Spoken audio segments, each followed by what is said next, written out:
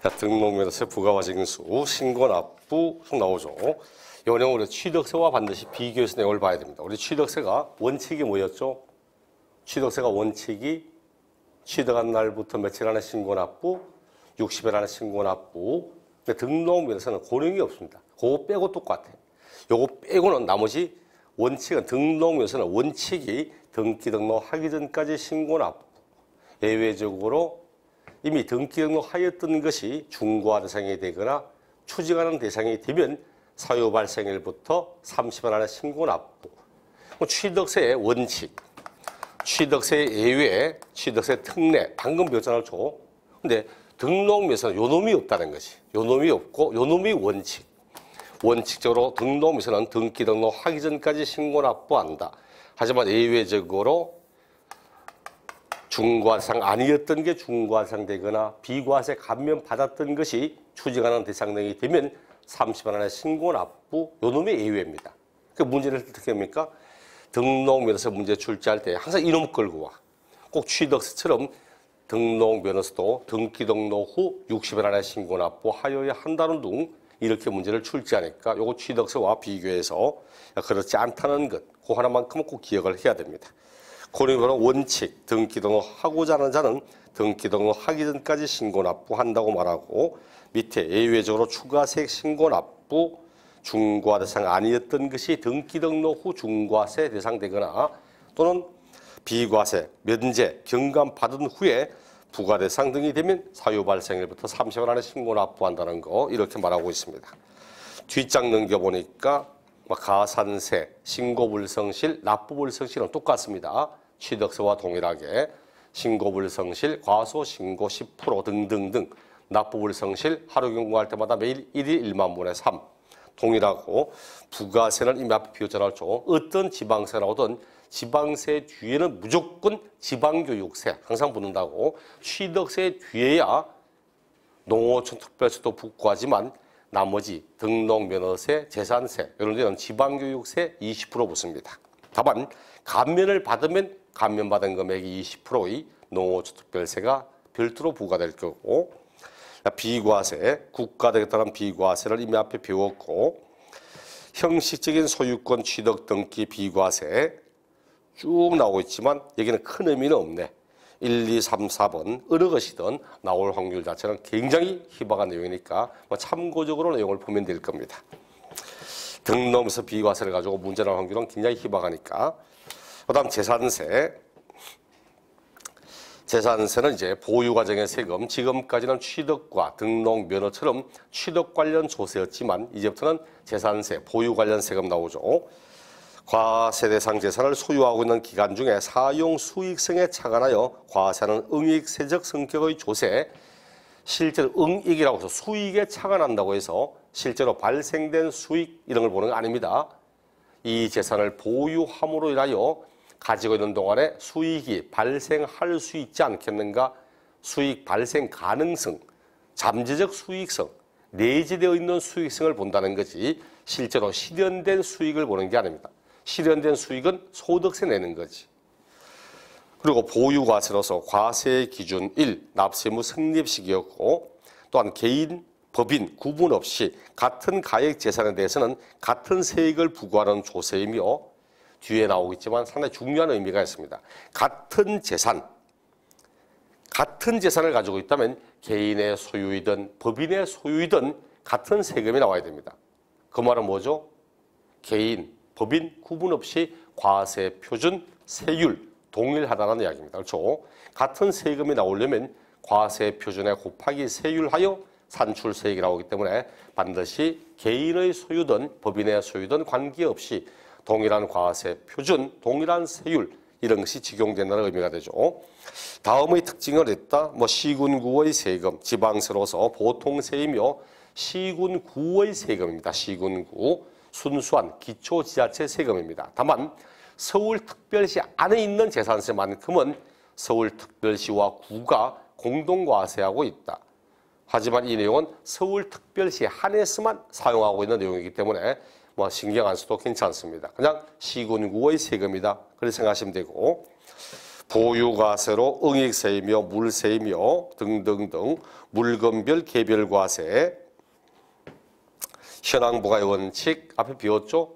공부상의 용도와 사실상의 용도가 다르면 사실상의 용도에 따라 과세하자는 이야기였고, 그다음 사실과세, 등기 등록 허가 등과 관계없이 과세한다는 의미였고, 종가세, 당연하죠. 우리 시험에 나오는 조세 가운데 종량세를 쓰는 세금은 등록 면허세밖에 없다 했으니까 나머지 금액과 가액을 바탕으로 세액을 산출하는 종가세를 씁니다. 가끔 가다가 토지의 면적에 따라 이런 말로 하면 틀립니다. 면적을 바탕으로 세금을 산출하고 하면 종량세라는 뜻입니다.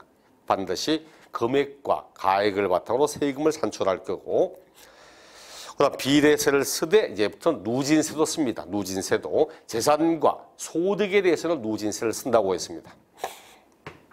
정 헷갈리면 시험에 나오는 조세 5개 가운데 취등록만 누진세를 쓰지 않고 재산세, 종합부동산세, 소득세는 누진세를 사용하고 있다고. 그리고 지방세는 다 탄력세율 100분의 50번 미만에서 가감할 수 있다고 했고, 이제부터는 보통징수, 재산세, 종합부동산세처럼 보유하고 있는 재산에 대해서는 신고납부가 아니라 보통징수한다 했죠. 그럼 이제 보통징수하면 가산세가 아니고 가산금이 나온다고 했고, 물납도 가능하고 분납도 가능합니다. 현재 시험에 나오는 조세로서 물납이 가능한 세금은 오직 재산세밖에 없습니다. 작년까지만 해도 소득세, 양도소득세, 종합부동산세도 물납이 가능했지만 올해부터는 양도소득세, 종합부동산세 물납제도가 폐지됐기 때문에 이제는 물납이 가능한 세금, 이렇게 말하면 오직 재산세 딱 하나밖에 없습니다. 시험에 나오는 조세로는. 그리고 분납 나누어 낼 수도 있다. 분납이 가능한 세금은 이제 재산세도 있고 종합부동산세도 있고 소득세도 있지만 일단 분납이 가능합니다. 그리고 소액 징수 면제, 고지산장당 세금 2,000원 미만일 때는 징수하지 않습니다. 우리 고지산장 보내는데 비용 얼마쯤 들어가는지 압니까? 한 장의 고지서 보낼 때 비용 얼마쯤 들어가겠습니까? 50원? 고지서가 그냥 날라오니까 그렇죠? 고지서가 그냥 아무 표시 없으니까. 문제는 그게 우체국과 협의가 돼서 그렇지 우표를 원래 붙여 나오는 겁니다. 서로 협의에 따라서 그 생략한 거지. 일단 우표만 붙여도 얼마 가야 돼? 몇백 원씩 가야 되거든. 고지산장 오는데 비용이 최저 1,800원 들어갑니다. 1,800원. 원. 우편 비용 들어가야지.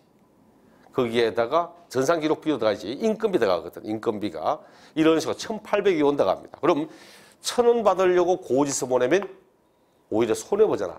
거짓 안 하겠다는 이야기입니다. 징수회비를 절감하겠다. 이런 의미에서 소액에 대해서는 차라리 징수하지 않는 것이 징세비 절감 차원이다. 이런 의미에서 한 장의 고지서 보낼 때 고지산장당 세금 2,000원 미만일 때는 징수하지 않습니다.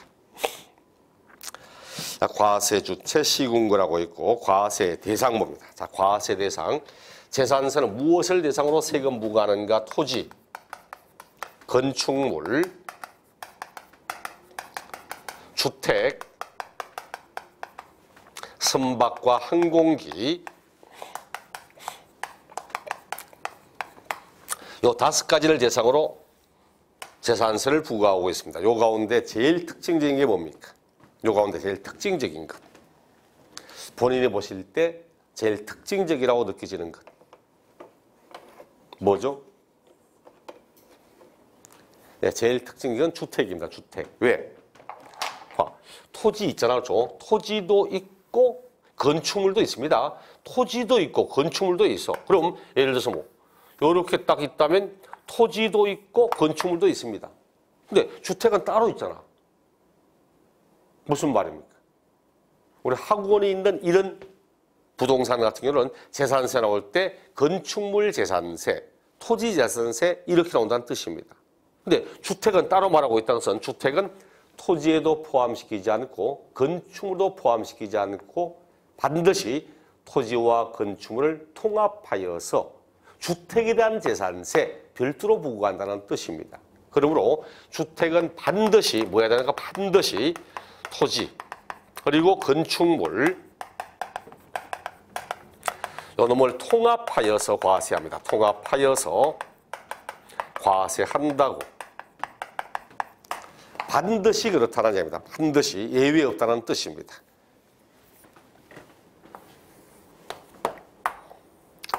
요거 아마 재산세에서 주택에 관한 부분들은 상당히 중요한 의미가 있습니다. 우리 재산세 낼 때 주택이 1순위고 그다음 토지가 2순위입니다. 건축물을 가지고 출제하는 경우는 거의 없습니다. 실제로. 그렇다면 올해도 나왔던 지문이었어요. 재산세에서 주택은 토지와 건축물을 일관해서 과세한다는 사실을 알고 있는지 매년 거의 자주 나오는 지문입니다. 그럼 예를 들어서 이렇게는 최근 나왔던 지문 가운데 하나가 재산세에서 주택이라 함은 토지를 제외한 건축물만을 말한다. OX. 틀렸잖아요. 재산세에서 주택이라 함은 토지와 건축물을 통합한 것을 의미하는 거지 건축물만을 말하는 게 아닙니다. 반드시 토지와 건축물을 통합해서 세액을 산출합니다. 예를 들어 주택의 토지는 갑의 소유다. 주택 건물은 을 소유다. 그럼 세액 산출할 때 어떻게 합니까? 토지와 건축물에 구분 소유하고 있습니다. 소유자가 다릅니다. 소유자가 다르면 이제 토지 따로 건물 따로 이렇게 세액 산출합니까? 그렇게 세액 산출합니까? 아니라 했잖아요. 반드시 뭐 해야 된다고? 토지와 건축물을 통합해서 한다고. 반드시 해야 한다. 그럴 때도 토지와 건물의 가액을 합쳐서 세액을 산출한 다음 산출한 요 세액을 토지와 건물의 가액에 비례하여서 각각 나누어 세금을 납부할 의무를 가진다. 이래 말하지. 토지와 건물의 소유자가 다르다고 따로따로 세액 산출하고 있는 거 없습니다. 여러 사람이 공동으로 소유하고 있다. 공유다. 그래도 일단 합쳐 세액을 산출한 다음 산출한 세액을 지분대로 나누어서 각각 세금을 납부할 의무. 이렇게 이야기를 해야 되는 겁니다. 그러므로 우리가 토지 이래 말할 때는 재산세에서 토지란 뭘 제외한다? 주택의 토지를 제외하고 이야기를 하는 겁니다. 재산세에서 건축물 할 때도 주택 건물은 제외하고 이야기를 하는 겁니다. 상당히 중요한 의미 있습니다. 반드시 재산세에서 주택이라는 것이 어떤 식으로 판단되는지를 알아야 됩니다. 교재 보니까 1번 자 토지 공간정보의 구축 및 관리 등하는 법률에 의해서 지적 공부의 등록 대상이 되는 토지 및 사실상의 모든 토지를 말한다. 등록된 토지를 말하는 게 아니죠. 등록 대상이 되는 토지 그리고 사실상 모든 토지를 의미하는 뜻입니다. 단 주택의 부속 토지는 제외한다고. 두 번째 건축물도 무허가 건축물 포함 이렇게 나와 있죠. 사실주의 과세를 나타내기 때문에 등기, 등록, 허가 등의 형식과 관계없이 과세할 거며 또한 현황부가의 원칙에 따라서 공부상의 용도와 실질 용도가 다르면 실질 용도에 따라 과세한다. 다만 끝에 세 번째 줄에 단 주거용 건축물은 제외한다 이렇게 표현하고 있습니다. 대신 주택, 건물과 토지를 통합하여 과세한다고. 통합하여 세 번째 줄에 이 경우 주택은 주택용 건물과 부수 토지를 통합하여 재산세를 과세한다. 상당히 중요한 말입니다. 주택용 건물과 토지를 통합하여서 과세하고 있다고. 그리고 앞에 취득세 할 때 봤듯이 우리 취득세 할 때 건물은 있는데 그 건물에 있는 토지에 경계가 없기 때문에 어디까지가 부속 토지인지 알 수가 없다. 그럼 어디까지라 했습니까? 어디까지라고? 건물은 있어요. 건물은 있는데 담장이 없어. 담장이. 그러다 보니까 어디까지가 이 건축물의 부속 토지인지 알 수가 없더라. 이럴 때는 어떤 내용이 나와도 건축물에 있는 경계 불분명하면 건축물 바닥 면적의 10배까지를 부속 토지로 보게 됩니다. 여기도 이 경우 주택 부속 토지의 경계가 명백하지 않을 때는 주택의 바닥 면적의 10배에 달하는 토지를 부속 토지로 본다고. 이거는 취득세 별장할 때, 취득세 고급 오락장할 때 다 나오는 이야기입니다.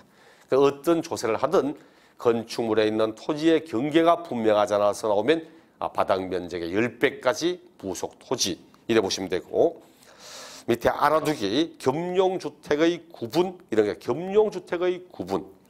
이거 잠깐 애매합니다, 이게. 겸용주택이라는 것이 주거와 주거하는 용도가 함께 사용되는 것을 의미하는 뜻입니다. 이런 거 많이 보시죠?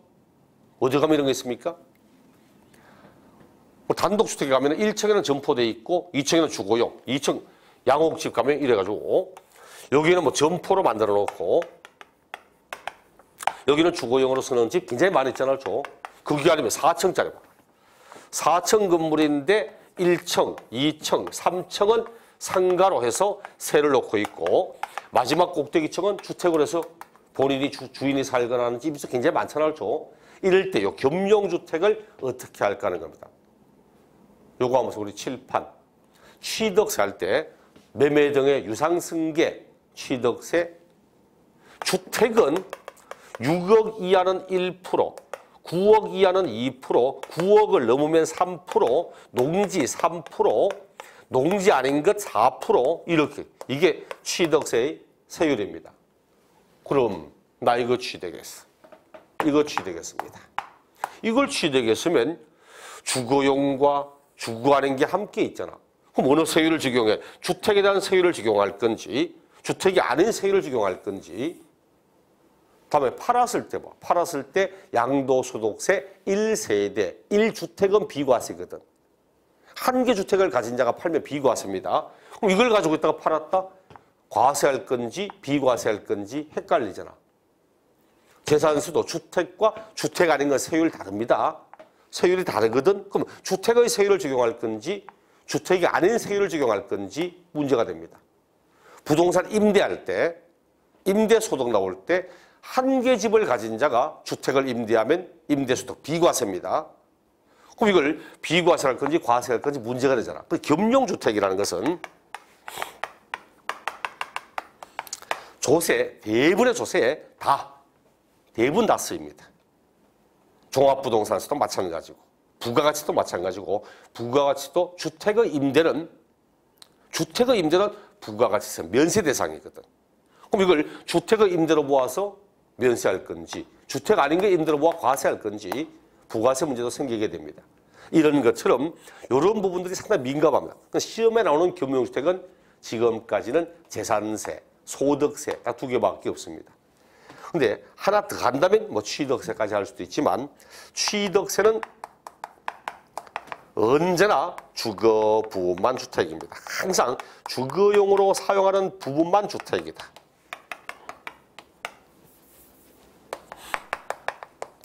취득세는 주거용으로 사용되는 부분만 주택입니다.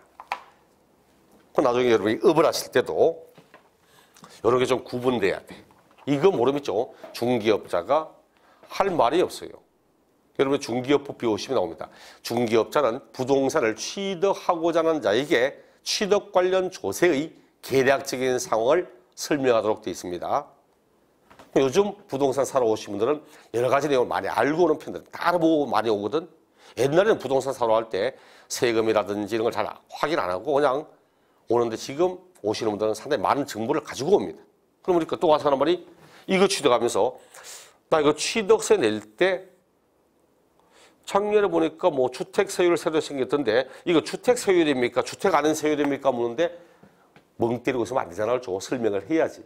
그럴 때 선생님 취득세는 겸용주택일 때는 언제나 주거 부분만 주택이기 때문에 선생님 요 건물, 요 부분과 요 면적에 해당하는 비율만큼의 부속 토지 요만큼은 선생님 요 세율이 적용되고 나머지 부분은 요 세율이 적용됩니다. 이렇게 말을 할 줄 알아야 됩니다. 그럼 재산세는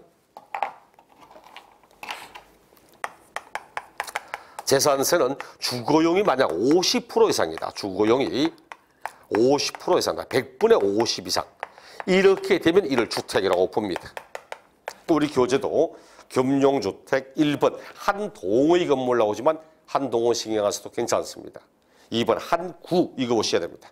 주거와 주거하는 용도가 겸용되는 경우에 주거용으로 사용되는 면적이 전체의 100분의 50 이상인 경우는 이를 주택으로 보겠다고. 주거용이 50% 이상이면 주택입니다. 그럼 만약 주거용이 50% 이상이다? 그럼 전부 주택이랍니다. 하지만 50%가 되지 않는다? 그럴 때는 각각의 내용으로 판단합니다. 각각으로. 소득세. 소득세는 주거용으로 사용하는 부분이 주거하는 용도보다 클 때만, 주거용으로 쓰는 부분이 아닌보다 클 때만 전부 주택입니다. 대신 주거용의 부분이 아닌 부분보다 적거나 같다. 그럴 때는 주거 부분만 주택입니다.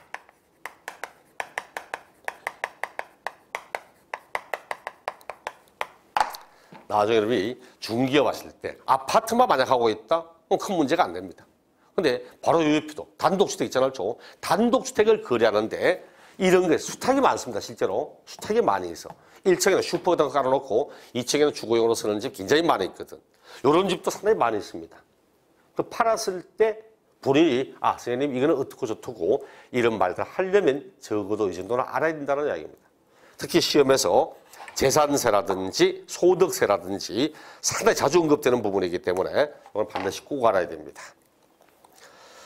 선박과 항공기야 재산세 대상이라는 사실을 알면 끝나는 거고, 언제나 토지, 건축물, 주택, 부동산에 대한 재산세 이런 내용들을 알아야 됩니다. 근데 259쪽에 토지의 과세 대상 구분 나옵니다. 자, 이 토지는 토지의 유형 구분이 나옵니다. 유형 구분이.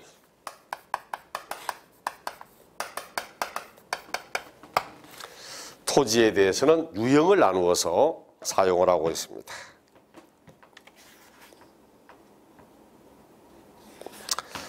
이게 1990년까지는 토지의 유형이라는 게 없었습니다. 그러니까 지금 1990년 과세 기준 6월 1일부터 이 내용이 유형 구분이 나오기 시작했습니다.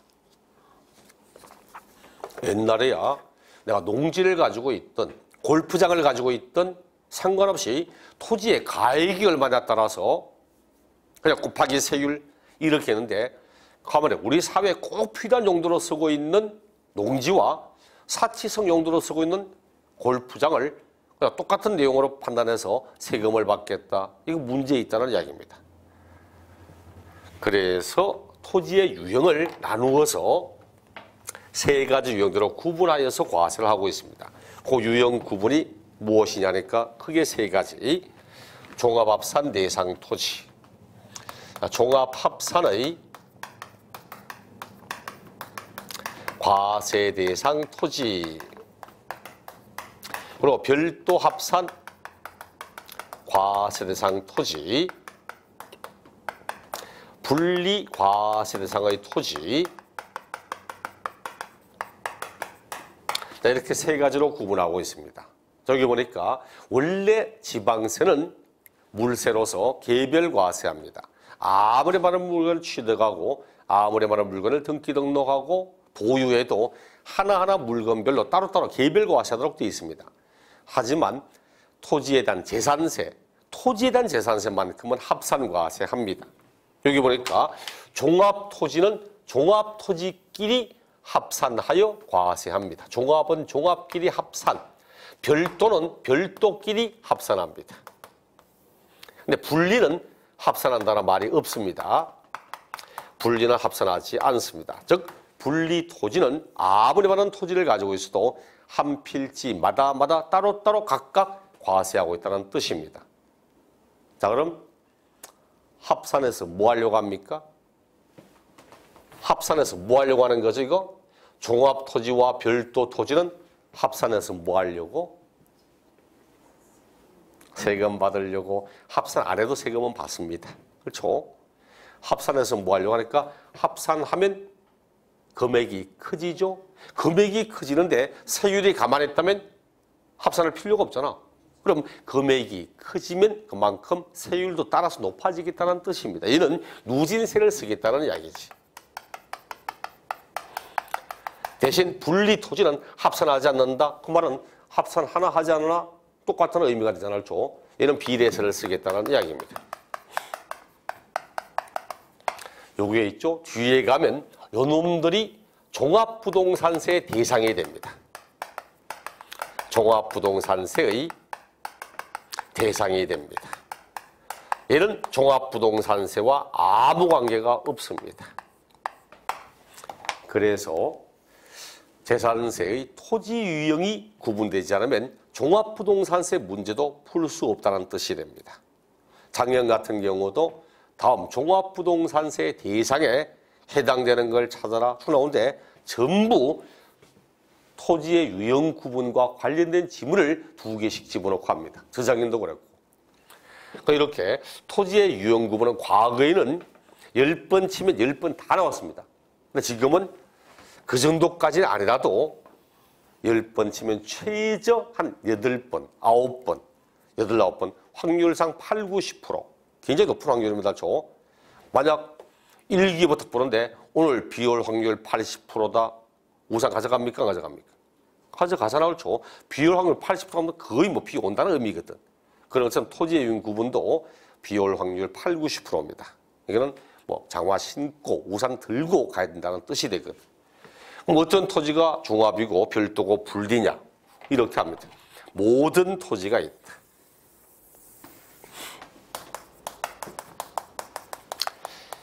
등록, 등재부와 상관없이 모든 토지가 있다. 그 가운데 우리 법은 이러한 용도로 사용되는 토지는 분리과세하겠다. 이렇게 말하고 이러한 용도로 사용하는 토지는 별도 합산과세하겠다.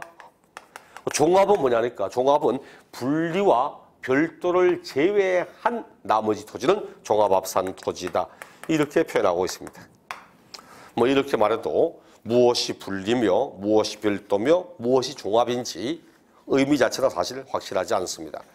그렇다면은 또다시 대한민국 헌법 갑자기 기억나 121조인가 헌법 규정에 국토가 무엇인가 설명합니다. 헌법에서 국토가 무엇인가 하니까 이렇게 표현합니다. 국민 모두의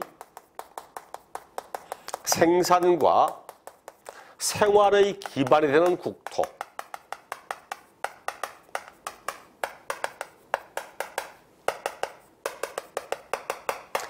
자, 국토는 국민 모두의 생산과 생활의 기반이라고 말하고 있습니다. 이런 국토를 어떻게 사용해야 됩니까? 어떻게 사용해야 되죠? 잘 사용해야죠. 헌법에도 국토를 잘 사용해야 된다 이래 말하지는 않겠죠. 이 국토를 어떻게 쓰냐 하니까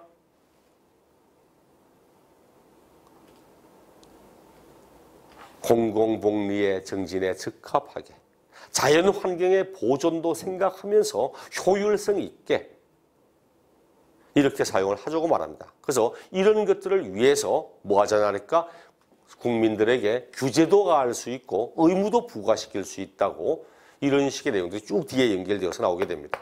그럼 이제 첫째 뭐라고 하니까 토지라는 것은 국민 모두를 위해서 사용하는 공공성에 관한 부분이지 사적 이익을 위해서 사용해야 될 그런 재산은 아니라는 뜻입니다. 첫째 이제 무엇에 따라서 토지의 유형을 구분하고 있냐니까 어떤 용도로 사용하는 것이 가장 토지가 바르게 올바르게 사용될 것인가 하는 겁니다. 토지를 어떻게 이용하는 게 제일 바람직합니까? 어떤 식으로 토지를 사용하는 게 제일 바람직하죠? 국민 모두의 생산에 이용되는 토지 이게 제일 바람직하게 사용되는 겁니다. 사실 먹거리가 제일 중요하잖아요. 일단 먹고 살아야지. 논이다, 밭이다, 육류를 생산하고 있는 목장이다, 과일을 생산하는 과수원이다, 그리고 제조업의 공장들 우리에게 필요한 여러 가지 재화를 생산하고 이게 제일 중요한 겁니다.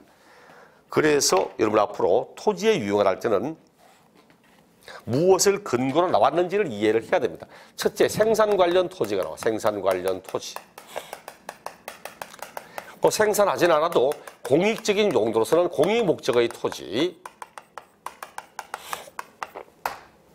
저기 있죠? 우리 종합, 별도, 분리 이 내용은 첫째 근거는 과연 어떻게 사용하는 것이 사람들에게 제일 바람직하게 이용되고 있을까? 이걸 근거로 나눈 겁니다.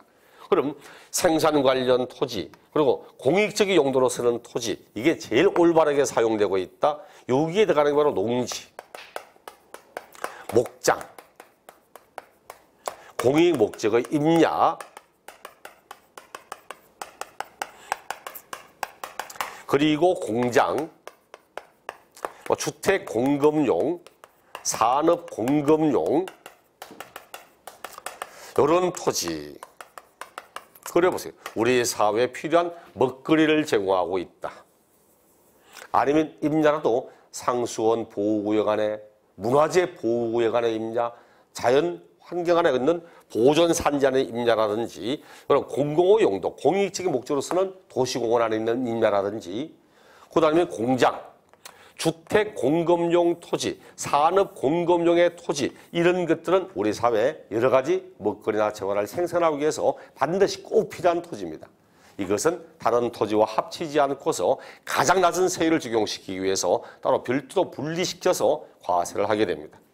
그 다음 두 번째, 생산했습니다. 자, 생산을 했는데 만약 유통시키는 과정, 상업적인 용도의 토지, 이런 것이 없다면 어떻게 됩니까? 이런 게 없다면 김장했습니까? 그렇구나. 제 집도 지지난주에 김장을 했습니다.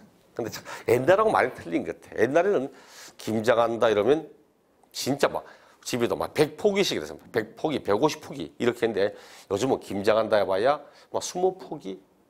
그 정도에도 굉장히 많이 하는 거고 열몇 포기 이게 끝나던데 옛날하고는 틀려가지고 그렇죠. 어쨌든 내가 김장하려면 배추 사야 되잖아. 배추. 어디 가서 배추 삽니까? 배추 어디 가서 사면 되죠? 마트에 가서. 아니면 뭐 가락동 농산물 시장에. 문제는 그런 게 없다 이거지. 마트가 없어요. 시장이 없어요. 왜? 상업적인 목적으로 이용되는 소재가 전혀 없다면 어떻게 됩니까? 반드시 산지를 갔다 와야 되잖아요. 그렇죠? 차량을 하나 구입하려고 해도 대리점이나 차량 판매소가 없다면 반드시 차량 만드는 공장에 갔다 와야 됩니다. 그렇게 하면 우리가 생활함에 있어서 굉장히 많은 불편함을 느낄 수밖에 없다는 거지. 그렇기 때문에 생산하는 것만큼은 아닐지 몰라도 실제로 유통시키는 과정도 우리 사회에 꼭 필요한 부분입니다. 얘가 심장이거든. 얘가 심장입니다. 뛰어서 피를 생산해야지. 심장이 멈춰버리면 사망하잖아. 근데 분명히 심장은 뛰어서 피는 생산하는데 뭐가 없어? 혈관이 없어. 혈관에 막혀 있고 혈관에가 좁아져 있고 혈관 터져 있고 정상적인 생활하기가 참 힘들어지게 됩니다. 그래서 얘도 그만큼 중요하다는 얘가 혈관의 의미거든. 유통이 바로 혈관이잖아. 그래서 상업적인 목적, 유통 관련 토지 이런 것들도 상당히 중요한 의미를 가지고 있다. 얘들이 대표적으로 바로 상가처럼 등의 상업용 건축물, 영업용 건축물의 부속 토지,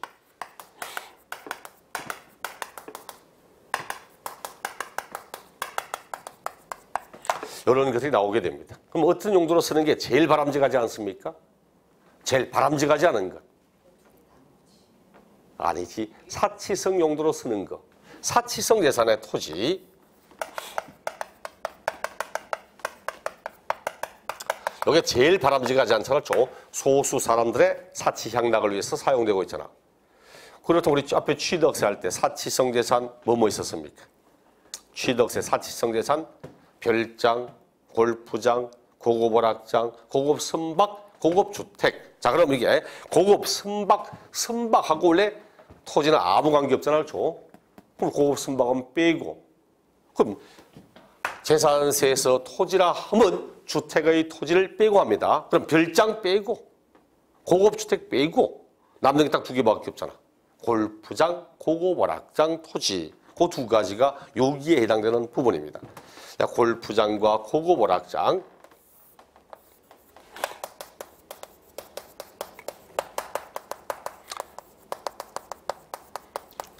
이렇게 나누어서 제일 바람직한 생산 관련 토지.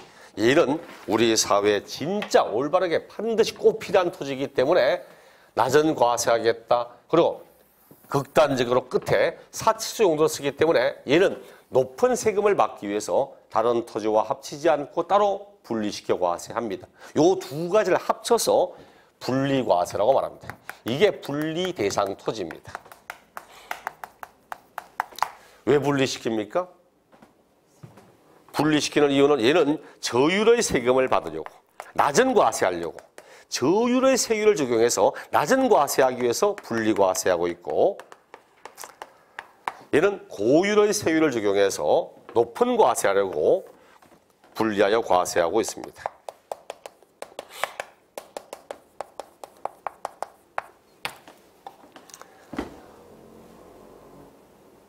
어디 가서도 이런 내용은 아마 듣기 힘들 겁니다.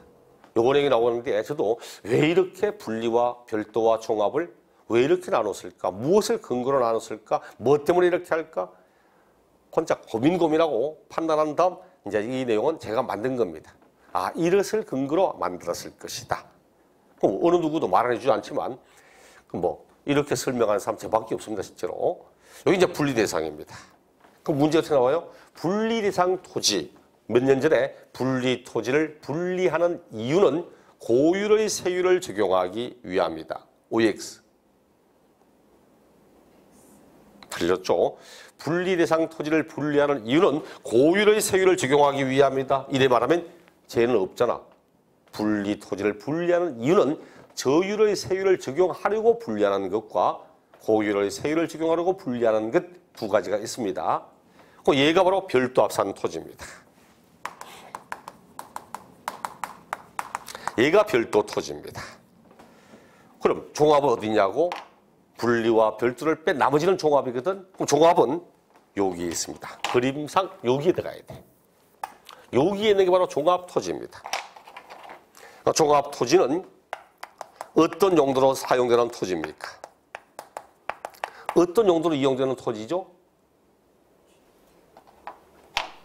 아무 짓도 하지 않는 겁니다. 아무 짓도 하지 않고 가만히 있는 겁니다. 나대지 같은 거. 어떤 용도로 이용되지 않는 거지. 가장 낮은 세금을 받는 건 당연히 뭐 저율의 분리가 제일 낮은 과세가 될 거고, 그 다음 별도 합산 토지, 그 다음 종합 합산 토지, 그 다음 고율의 분리, 이렇게 이루어지게 될 겁니다. 요게 일단 요겁니다. 요까지거든. 요 부분까지가 무엇을 근거로 분리와 별도와 종합을 나누었을까 하는 겁니다. 그 1차 산업, 농업, 축산업처럼 1차 산업, 그 다음 2차 산업의 제조업의 공장, 이렇게 생산과 관련된 1, 2차 산업이 저율의 분리, 유통, 서비스업, 3차 산업이 별도 합산 토지, 사치성이 고율 분리, 나머지는 종합 합산. 근데 문제는 모든 농지, 모든 목장, 모든 공장이 다 분리고 모든 상업용 건축물 토지가 다 별도냐? 이제 예외가 나와야 됩니다.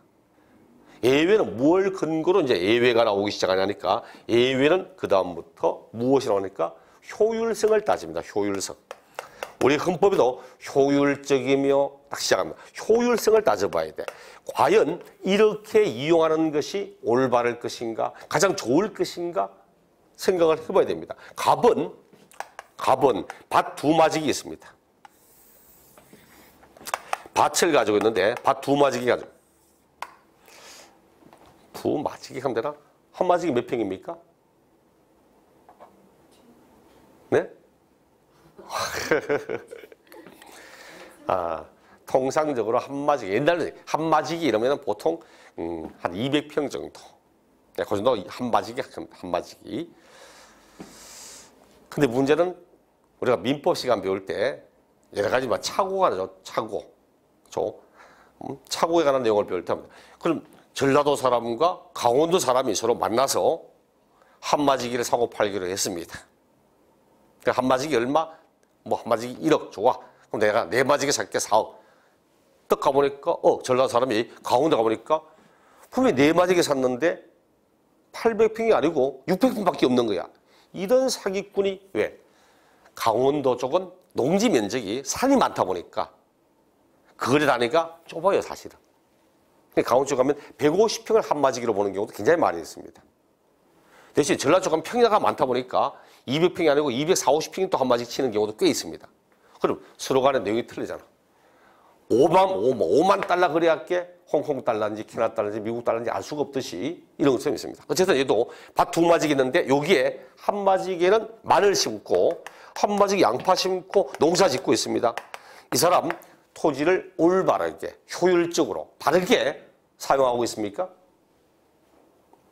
이 사람은 자기의 토지를 올바르게 쓰고 있는 겁니까? 네? 아니, 객관적으로 봐서 이 사람의 토지가 우리 사회에 바르게 기여하고 있고 토지가 올바르게 진짜 공익성이 높게 이래 쓰는 겁니까? 아, 그래요? 그렇죠. 생산에 관련돼 쓰고 있으니까 명동 한복판에서 농사 짓고 있답니다.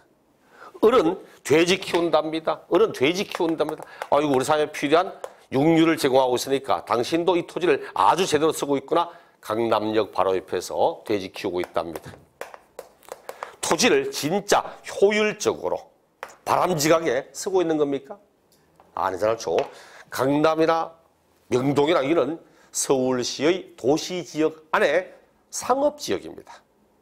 그러니까 이제 역시 또 뭐 공법 시험에는 상업지역이다, 주거지역이다, 뭐 공업지역이다, 주거지역도 뭐 주거 전용지역이다, 준주거지역이다, 일반 주거지역이다 배우지만 그 지역에 관한 구분은 뭐냐? 그 상업지역의 의미는 이 토지는 상업적인 용도로 이용이 될 때 토지가 제일 효율적이라는 뜻입니다. 제일 효율적으로 쓰고 있다. 이 토지를 제일 잘 사용하고 있다. 이런 의미인데 명동 앞부분에 농사 짓고 있다.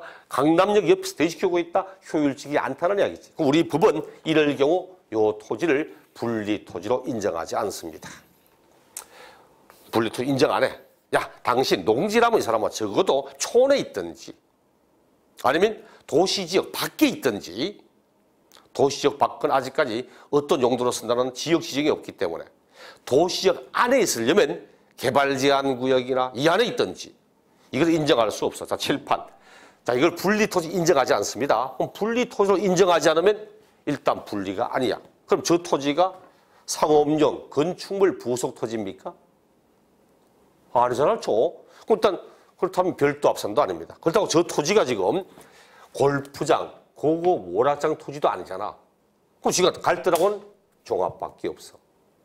그러니까 우리 법은 이래 말하는 농지가 있을 위치가 아닌데 만약 농지가 있다. 그럴 때는 이 토지는 분리로 인정하지 않고 종합합산 토지로 보겠다. 분명히 공적장부상에 농지라고 돼 있는데 전혀 농지를 이용하지 않고 다른 용도로 쓰고 있다. 그럴 때는 농지가 아니다. 그럼 종합합산 갑니다.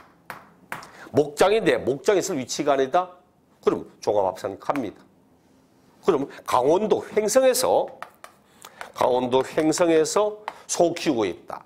이건 유명하죠. 횡성, 한우, 말라고잖아요. 횡성에 소 키우고 있다. 이 사람은 바람직하게 토지 이용하는 거 맞죠?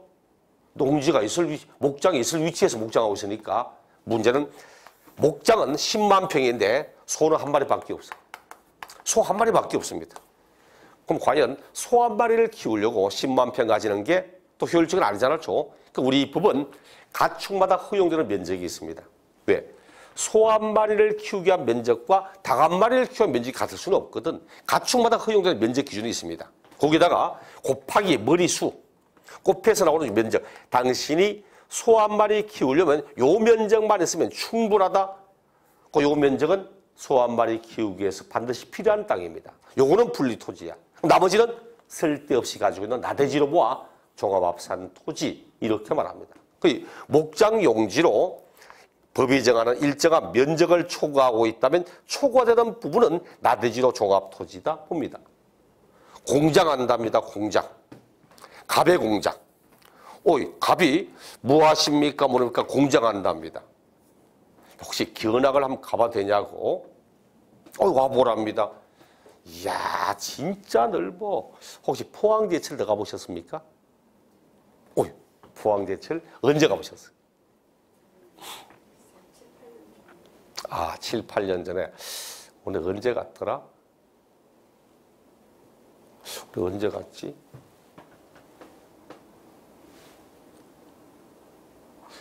초등학교 졸업할 때인가? 그때 막 이제 현대장사 생기고 포철 생기고 이럴 때 우리 학생들에게 우리나라가 이만큼 발전했다는 걸 보여주기 위해서 수학여행 말고 별도로 해가지고 제가 현대장사 안에 가서 차 시스템 나오는 것도 보고 포철 안에 가서 보기도 했습니다. 실제로. 근데 이 양반 포철만큼 넓은 면적을 찾아서 공장하는 거야. 너무너무 넓게. 뭐 수도권 산업에서 부평에 있는 대우자동차 그만큼 넓게 차지합니다. 야, 당신 하는 업종이 뭔데 이만큼 늘려니까 인형 만드는 공장 한답니다. 인형 만들고 있답니다. 막 미인형인지 뭔지 인형 만든답니다. 아니, 인형 만드는 공장 하면서 그만큼 포철만큼 넓은 면적 필요합니까? 그거 아니잖아. 또다시 우리 법은 공장은 업종에 따라서 업종별 면적이 딱 정해져 있습니다. 업종을 허용 면적이. 당신 인형 만드는 공장 하려면 요만큼만 있어도 이 공장은 충분히 할 수 있다? 그럼 요 면적은 이 업종을 하기 위해서 필요한 땅이잖아. 요만큼은 분리 토지다. 나머지는 당신 업종과 상관없이 그냥 나올고 있는 땅 나대지다. 보는 겁니다. 이게 종합 토지가 돼. 상업용 건축물도 마찬가지입니다. 쪼매난 구멍가게 하면서 땅은 거의 뭐 10,000평씩 차지하고 있고 이게 말이 안 되거든. 그래서 여러분이 보실 때 하는 이거예요. 농지가 농지 있을 위치가 아니다. 종합토지. 목장 있을 위치가 아니다. 종합토지. 목장으로서 면적이 초과된다. 나대지 종합토지. 공장으로 면적이 초과된다. 종합토지. 상업용 건축물인데 부속토지가 면적이 초과된다. 종합토지. 무허가 건축물이다. 종합토지. 이런 식으로 가게 됩니다. 그리고 원칙이 종합이라고 시작하는 것은 예외는 또 분리가 합니다.